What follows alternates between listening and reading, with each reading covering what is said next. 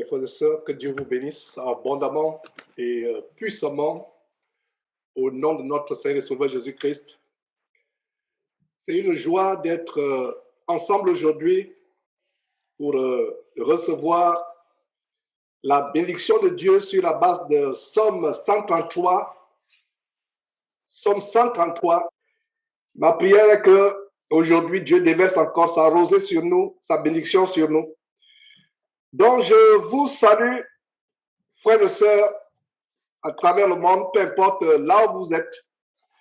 En ce grand jour de l'an de grâce 2023, le 1er janvier,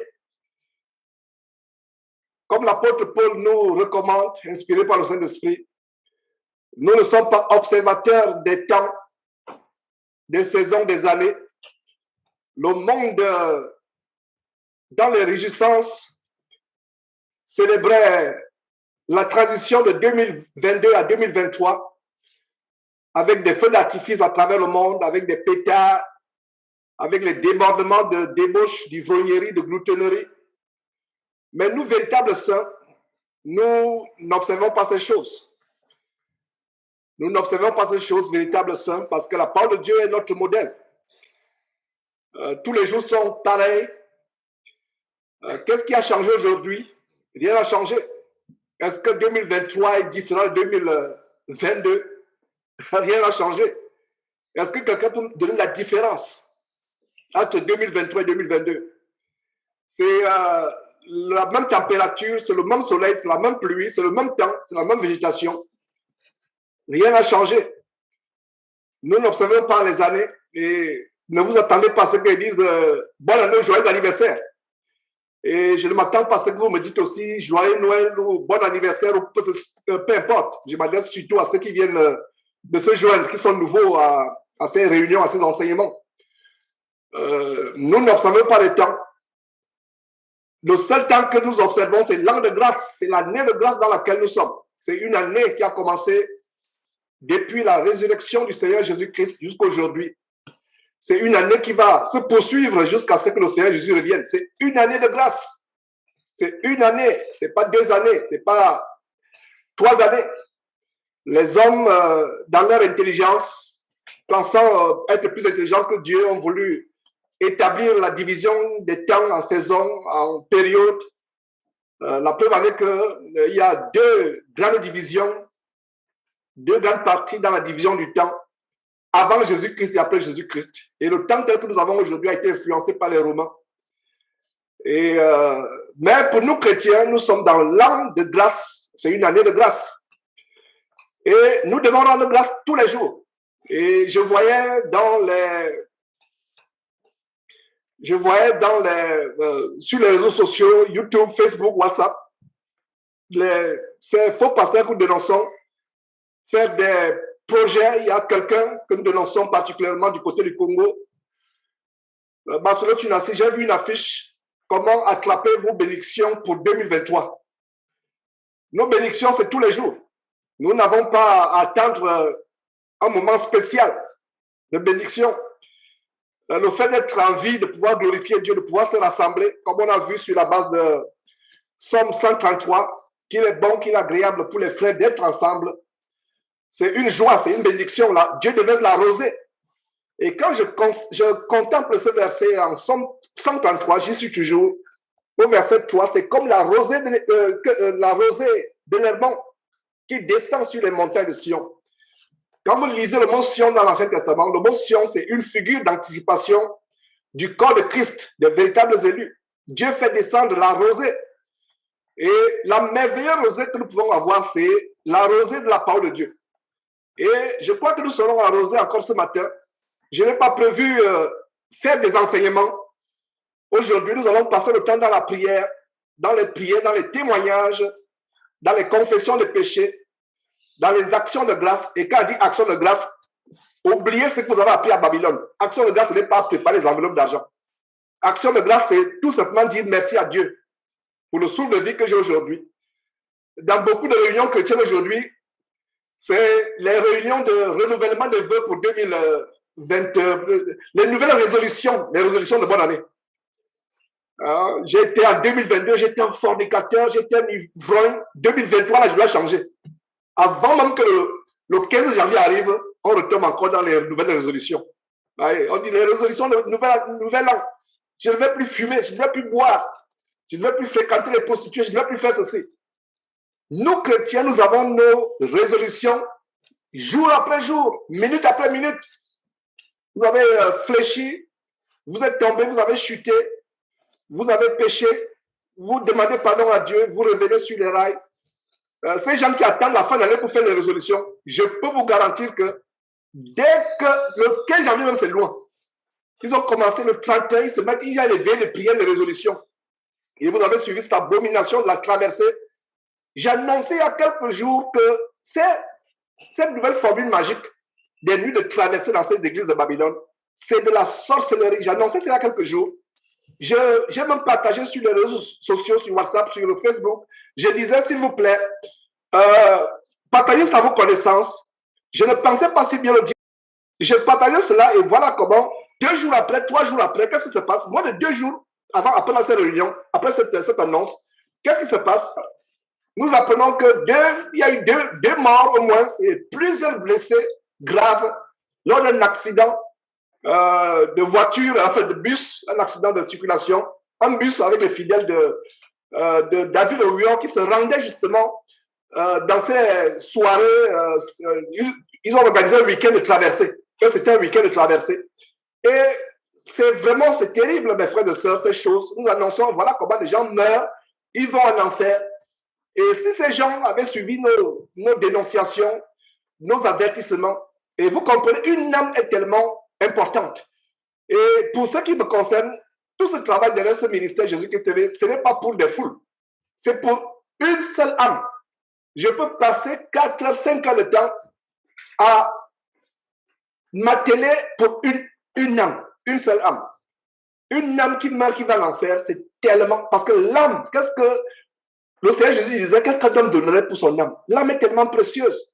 Et donc voilà, mes frères, je vous en supplie, soyons vraiment dans la joie pour aujourd'hui. Pour tous les jours d'ailleurs, le 1er janvier, ce n'est pas un jour spécial. Le 31 décembre, ce n'est pas un jour spécial. Tous les jours sont égaux. Nous devons rendre grâce à Dieu. Et voilà donc, nous allons commencer. Achille, est-ce que tu m'entends? Si tu m'entends, je suppose que tu m'entends comme tout le monde d'ailleurs, tout le monde m'entend. Et lève ce moment à Dieu et nous allons commencer. Selon que Dieu va nous inspirer, s'il te plaît. Bon, concernant devant le Seigneur, pas de ça, prions. Éternel Dieu, nous te bénissons, nous te rendons grâce, Seigneur, pour cette autre réunion que tu nous as donné d'avoir en ton nom. Seigneur, tu dis dans ta parole que là où 2 ou 3 sont réunis en ton nom, que tu es parmi eux.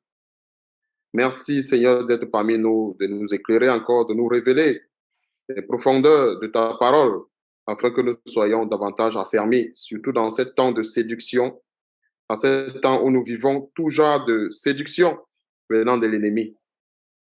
Merci encore, Seigneur Dieu, de nous avoir préservés, de nous avoir gardés à cette heure. Et surtout, Père éternel, que toute la gloire te revienne dans tout ce que nous allons faire. Sois béni, sois glorifié encore une fois de plus pour toutes choses et surtout c'est dans le nom puissant de notre Seigneur et Sauveur Jésus-Christ que nous t'avons ainsi prié. Amen. Amen, amen, amen. Pour ceux qui ne savent pas, Achille, c'est un bien-aimé frère du côté du Canada. C'est le berger, je vais dire l'un des bergers, il est en charge l'église du côté du Canada. Malgré son jeune âge, c'est un frère qui, depuis des années, m'a toujours béni, m'a fortifié, sa fidélité, sa sagesse, et incroyablement. Je ne sais pas si Achille pouvait être dans la chair, mon fils. C'est possible, je pense que c'est possible, oui.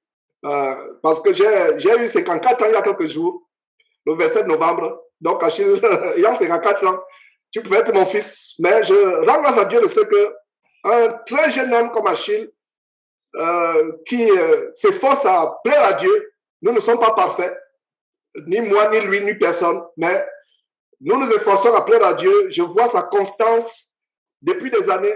Et avant que je ne commence à enseigner ces choses, j'étais encore à Babylone, qu'Achille connaissait déjà certaines choses que j'enseigne aujourd'hui.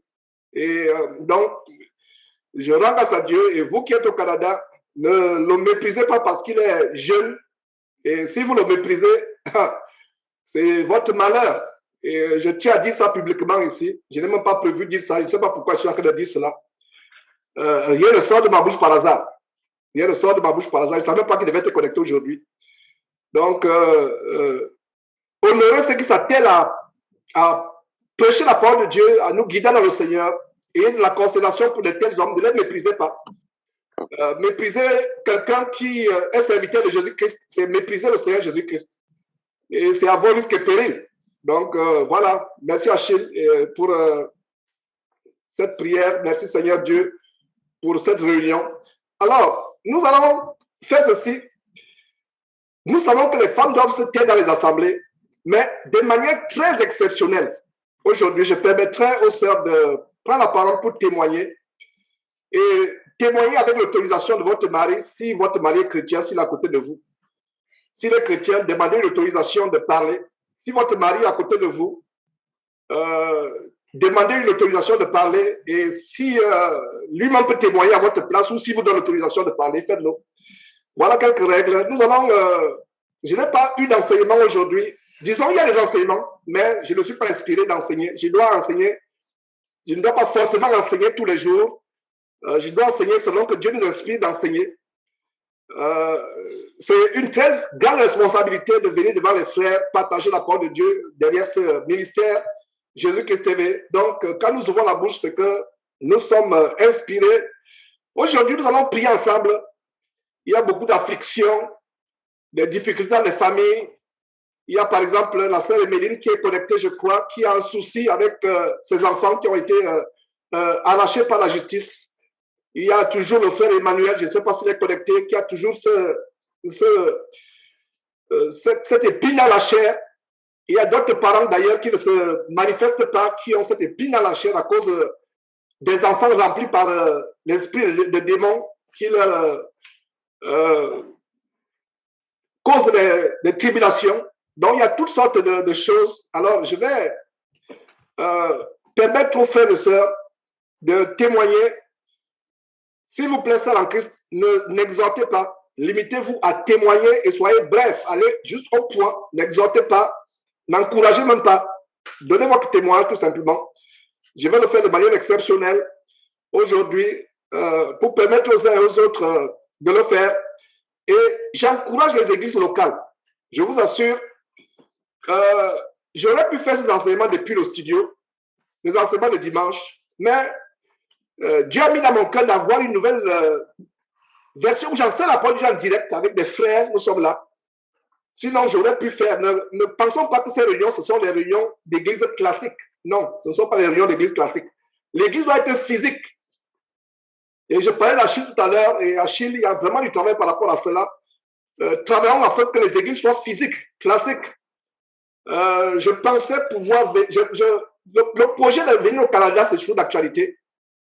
Mais nous ne savons pas ce qui va se passer en quelque temps. Remettons tout entre les mains de Dieu. Mais que vous soyez au Cameroun, en France, un peu partout, les églises doivent être physiques. Les églises doivent être physiques. Et voilà. Donc, avant de prendre un premier témoignage ou une première confession, c'est une réunion de prière, de témoignage aujourd'hui. Je parlais des résolutions de Nouvel An. Je vais commencer par là. Je vais prendre moins de 5 minutes par rapport à quelque chose. J'ai commencé par rapport aux résolutions de Nouvel An. Nous n'avons pas de résolution à faire. Chaque fois que l'année commence, on dit voilà, vraiment, j'étais tellement... et encore, c'est même bien déjà, c'est déjà une bonne chose pour certains de prendre des résolutions de nouvelle année. C'est pas recommandable. Nos résolutions, c'est tous les jours. Mais ce que je veux dire, c'est que c'est encore un moindre mal que de prendre des résolutions concernant la vie spirituelle. Parce que tout le monde, tous les soi-disant chrétiens que vous voyez là dehors, prennent des résolutions sur le plan matériel. Que 2022 soit une année 2023 soit une année d'abondance financière, de promotion au travail. Tous les projets de construction, les projets de plantation, les projets d'affaires que tu avais, qu'ils se développent. Et voilà, donc ça c'est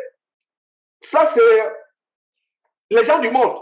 Dans ces églises, ça me fait même mal de parler des gens de ces fausses églises comme gens du monde, parce qu'il y a le monde, il y a l'église.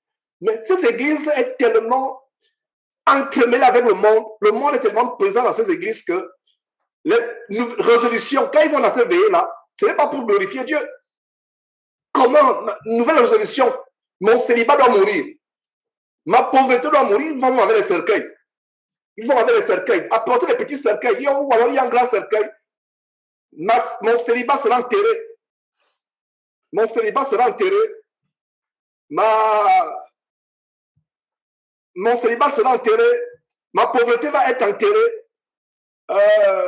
Mon chômage va être enterré. Ma stérilité va être enterrée. Il n'y a pas de cercueil. Déjà, à partir de le cercueil, ça c'est la nécromancie.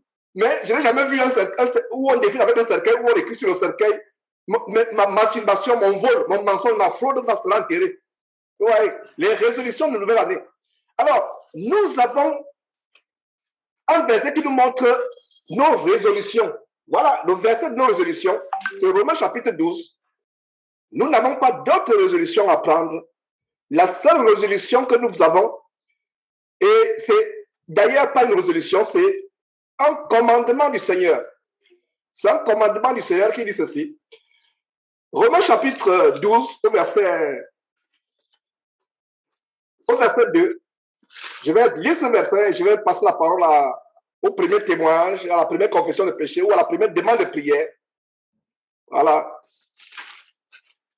Que le Seigneur soit avec nous. Le Seigneur Dieu. Et en passant, j'ai une remarque. J'entends souvent les frères et sœurs dire le Seigneur, le Seigneur, le Seigneur. Le Seigneur est glorieux, merveilleux, le Seigneur. Quand vous dites Seigneur, il y a 3 sortes de Seigneur.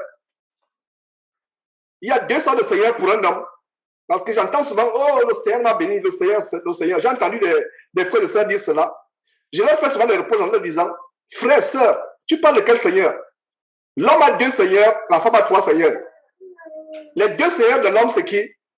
Le Seigneur Jésus-Christ et au-dessus du Seigneur Jésus-Christ, le Seigneur Dieu. La femme a 3 seigneurs. La femme mariée a 3 seigneurs. Je dis bien, la femme célibataire, veuve ou non mariée a 2 seigneurs, exactement comme l'homme. Une femme qui n'est pas mariée, qui est célibataire ou veuve ou je voulais dire divorcée, mais c'est un mot qui n'est même pas à prononcer parmi les vrais chrétiens, mais malheureusement, il y a certains qui sont convertis, certaines femmes qui sont converties étant divorcées déjà. Bon, c'est le passé. Mais une femme qui n'est pas mariée a 2 seigneurs comme tout homme. C'est-à-dire qu'il y a le Seigneur Jésus-Christ et le Seigneur Dieu. Maintenant, une femme mariée a 3 seigneurs. Un, son mari, plus bas. Et oui, j'ai dit son mari, Seigneur. Donc, quand une femme dit, par exemple, je rencontre à Dieu au Seigneur, je vais dire à cette femme mariée, tu parles de quel Seigneur? Ton mari, le Seigneur Dieu, le Seigneur Jésus-Christ. Donc, corrigeons notre langage. Donc, l'histoire, j'entends le Seigneur, le Seigneur, le Seigneur. Moi, les gens du monde, je remercie le Seigneur, je rencontre au Seigneur. Non. Parlons de manière distincte. Il y a 3 sortes de Seigneur pour une femme. Son mari est Seigneur. Ça vous choque, vous qui êtes nouveau sur cette trompette? S'il vous plaît, ne vous déconnectez pas en disant que je viens d'entendre une abomination, que le frère dit que le mari est Seigneur. Ce n'est pas moi. Allez lire 1 Pierre chapitre 3. Sarah appelait Abraham son Seigneur. Donc, il y a 1 Pierre chapitre 3, verset 1 à 6, et il y a aussi 1 Corinthiens chapitre 3, chapitre 11, pas chapitre 3, 1 Corinthiens chapitre 11, verset 3, qui montre que l'homme est le chef de la femme. L'homme est le chef de la femme, et ce chef est comme le Seigneur. 1 Corinthiens chapitre 11, verset 3, vous jumelez avec 1 Pierre chapitre 3, où Sarah appelait Abraham Seigneur, et Dieu s'attend à ce que les sœurs en Christ imitent Sarah. Donc, sœur en Christ, si tu es marié actuellement, tu as 3 seigneurs. Tu as ton mari qui soit converti, qui soit sataniste, qui soit rosicrucien, marabout, franc-maçon, chrétien ou non chrétien. Ton mari est un seigneur. Pas un seigneur, je corrige, pas un seigneur. Il est ton seigneur à toi. Donc, tu as ton seigneur, ton mari. Tu as au-dessus de ton mari, tu as le Seigneur Jésus-Christ. Au-dessus du Seigneur Jésus-Christ, tu as le Seigneur Dieu. Donc, désormais, qu'on n'entende plus, les gens disent, ah, je rends grâce à Dieu, je rends grâce au Seigneur. Oh, le Seigneur m'a dit, le Seigneur m'a béni. Quel Seigneur? Soyons précis. Vous voyez, précis dans le langage. Alors, lisons donc Romains chapitre, je vois une main qui est levée, Thibaut. Voilà, j'espère que c'est pour un témoignage ou bien pour une requête de prière. Alors, donc, je vais passer la parole à la main qui est levée après avoir lu ce passage. Et vous dites pourquoi je lis ce passage. Et je vous ai déjà dit d'ailleurs, c'est des résolutions. Les gens font des résolutions de nouvel an. Il n'y a pas, et la plupart du temps, dans ces soi-disant églises, il n'y a pas de résolution de changer de vie. Il n'y a pas de résolution de nouvel an de changer de vie. Déjà, pour les résolutions de nouvel an, pour le chrétien, ça ne va pas exister. Mais pire encore, c'est les résolutions matérialistes. La poussière, la boue de la terre. Oh, vraiment, il faut que 2023, là, le projet de maison là, doit s'accomplir. Ah, la plantation que je veux faire là. Le diplôme, la formation que je voulais faire, non, ça c'est ma résolution, c'est que cette formation, je la fasse cette année. Le projet que j'ai, les affaires que je voulais, vous voyez, tout est matérialiste, tout est terrestre, tout est charnel. Il n'y a pas de résolution, il n'y a pas que mon péché va mourir. Il n'y a pas que mon péché sera enterré dans le cercueil. Il n'y a pas que, vous voyez, il vient avec les cercueils, il balade les cercueils dans ses veillées. S'il faisait encore les veillées où mon péché sera enterré en 2000, le 31 décembre, avant minuit, je donne à mon péché d'être enterré au plus tard. Bon, c'est encore moins de mal. Parce que Dieu ne dit pas qu'on attend une certaine période pour faire des résolutions. La plupart des gens que vous voyez faire des résolutions de nouvel an, je ne vais plus fumer. Je ne vais plus faire ceci, je ne vais plus faire cela. Généralement, c'est les résolutions de la chair. Je pense que j'ai pris du poids. Je pense que j'ai maigri. Il faut que ma résolution soit que je grossisse. Je pense que j'ai pris du poids. Il faut que ma résolution soit que je mange moins gras. Ou je mange moins fast-food. Les résolutions terrestres. Non, nos résolutions, c'est plaire à Dieu et on n'attend pas le 31 décembre. C'est tous les jours. Tous les jours. Alors, Romains chapitre 12 nous dit quoi? Verset 2. Ne vous conformez pas au siècle présent. Voilà. Ne vous conformez pas au siècle présent. La résolution. Ah, la nouvelle année. La nouvelle année. Voilà ce qu'on peut faire. On fait le bilan même le bilan financier. Quelles sont les bénédictions qu'on a eues en 2022? Nos bénédictions, c'est tous les jours. Et ce n'est pas forcément les bénédictions du monde. Ça, c'est les bonus que Dieu peut vous donner. S'il veut vous donner les bonus du monde, la poussière de la terre, ça dépend de lui. Mais la Bible dit quoi? Béni soit Dieu qui nous a bénis de toutes sortes de bénédictions célestes en Christ. Si vous voulez compter les bénédictions, comme il y a ce cantique qui dit, quand le vent de la tempête vient assombrir ton ciel bleu, au lieu de baisser la tête, compte les bienfaits de Dieu. Compte les bienfaits de Dieu, mets-les tous devant tes yeux. Tu verras en adorant combien le nombre en est grand. Voilà, j'ai oublié le détail. Si quelqu'un a un cantique, si vous avez inspiré à chanter un cantique, vous pouvez lever aussi la main, chanter un cantique. Et s'il vous plaît, évitons la cacophonie. Si vous voulez chanter le cantique, un frère ou une sœur veut chanter, fermez votre micro et chantez. Sinon, si les micros sont ouverts, ce sera la confusion. Et donc, voilà aussi, voilà, donc, comptez les bienfaits de Dieu. Dans ce cantique, est-ce que vous m'avez entendu dire, comptez les bienfaits de Dieu tous les 31 décembre? Non. Comptez les bienfaits, jour après jour, chaque jour. Seigneur Dieu, tu m'as béni aujourd'hui. J'ai le souffle de vie. Combien de personnes sont mortes dans votre ville aujourd'hui? Même ceux qui criaient bonne année, il y a certains qui n'ont pas vu. Ils criaient la nuit, ils ne le verront pas le 1er janvier, le jour du 1er janvier. Ils sont morts dans la nuit, dans l'ivrognerie, les accidents de circulation, tous, beaucoup de ceux qui criaient, même dans votre quartier. Au moment où je vous parle, il y a peut-être quelqu'un qui est mort parce qu'il était emporté dans les débordements de joie. Il y a certainement quelqu'un qui est mort dans votre quartier au moment où je vous parle, mais toi, tu as envie. Tu peux participer à ces réunions où nous recevons les bénédictions de Dieu selon Somme 133. N'est-ce pas une bénédiction? Nous comptons les bénédictions chaque jour. Ne vous conformez pas au siècle présent. Voilà le siècle présent. Le siècle présent, c'est l'image du monde. Ce siècle-là, c'est le monde. Ne vous conformez pas. Les gens trouvent bizarre. Il y a les connaissances qui ont commencé à nous envoyer. On a reçu une carte là d'une très merveilleuse personne que nous connaissons ici au Texas qui nous envoie une carte. On ouvre la carte. Qu'est-ce que? Merry Christmas, Happy New Year.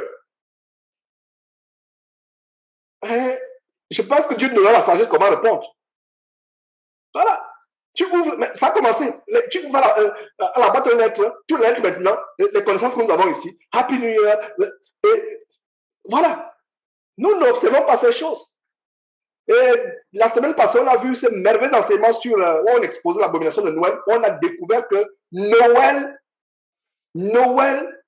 signifie non à Dieu, elle. Parce que si vous voyez tous les noms dans la Bible qui ont elle à la fin, c'est Dieu. Elle, c'est Dieu. Joël, c'est Dieu. Raphaël, c'est Dieu. Elle, c'est Elohim. Emmanuel, Gabriel, Michel, l'ange Michel, elle, c'est Dieu. Elohim. Vous voyez par exemple Michel, Gabriel, Joël, Ézéchiel. Vous voyez? Est-ce que vous avez rendu compte que dans la Bible, tous ces noms-là ont elle? Voilà, c'est Dieu. Donc ce n'est pas par hasard. Donc quand un parent donnait le nom d'Ézéchiel à son enfant, et Ézéchiel devenait un prophète plus tard, ce n'était pas par hasard. C'était pas par hasard. Ézéchiel, Joël, Élie, Élisée, soit le début est elle, soit la fin est elle. Est-ce que vous voyez comment la parole de Dieu a des révélations tellement subtiles, comme celle qu'il vient de vous donner? Même les noms des prophètes dans la Bible, dans le nom, il y a Dieu. Élie, elle. Élisée, elle. Ézéchiel, elle. Emmanuel, Dieu avec nous, elle. Michel, elle. Joël, elle. Gabriel, elle. Qui peut encore ajouter? Voilà, la liste est longue dans la Bible. Donc, faisons attention quand on lisant la Bible. Est-ce que vous savez que même dans les noms des prophètes, les noms des personnes de la Bible, qu'ils ont dévancé dans la foi, il y a une révélation qui vient de vous donner. Elle. Dieu est dans leur nom. Ah, mes frères et sœurs. Mes frères et sœurs, lisez la Bible. Il y a tout dedans. Il y a tout. Elle, voilà. Donc, dans le nom, elle.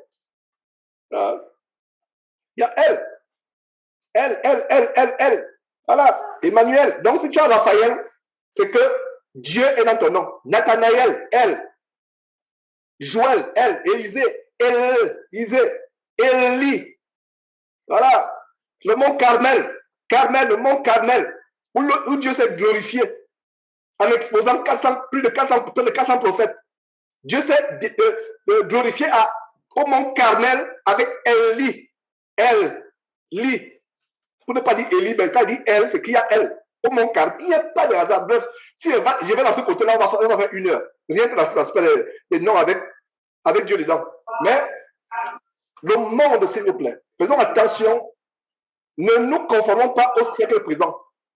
Et terminons ce verset, ne vous conformez pas au siècle présent, mais soyez transformés par le renouvellement. Il y a un micro ouvert, fermez le micro s'il vous plaît. Donc, ne vous conformez pas au siècle présent, mais soyez transformés par le renouvellement de l'intelligence. Voilà les résolutions que nous faisons. Et il n'est pas dit soyons transformés par le renouvellement de l'intelligence chaque année avec le but de traverser. Et je parlais justement des morts qu'il y a. Là, c'est un accident avec David Owior, le prophète bandit, vampire. Et il y a une vidéo justement que je n'ai pas pu publier parce que le temps me manquait. Une vidéo qui nous montre comment il allait à cette croisade-là. On a mobilisé 1200 policiers pour lui. 1200, la vidéo que je voulais publier, 1200 policiers pour lui, avec un cortège des voitures présidentielles. Lui, il allait avec le cortège, avec 1200 policiers, mais ses ouailles sont dans le séjour de mort actuellement, en direction pour l'enfer. Toujours, la Bible a traversé. Donc, mes frères, ce verset nous montre quoi?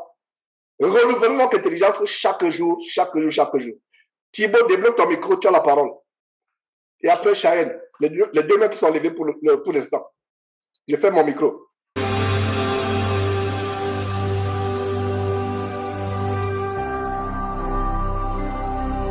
Jésus-Christ TV, vous connaîtrez la vérité et la vérité vous affranchira.